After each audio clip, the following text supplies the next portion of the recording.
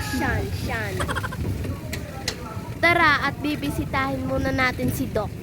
Kanamiss niya lang tayo.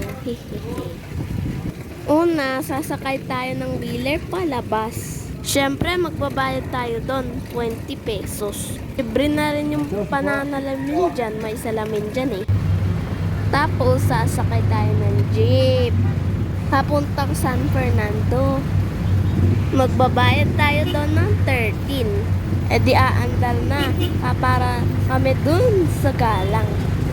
Bababa, tapos yun na. Nakakasulat doon, Pampanga ENT. Tara, pasok tayo. Pagpasok natin ay bawal mag-video. Kaya, sa labas na lang ulit. Ayan, pauwi na ako niyan.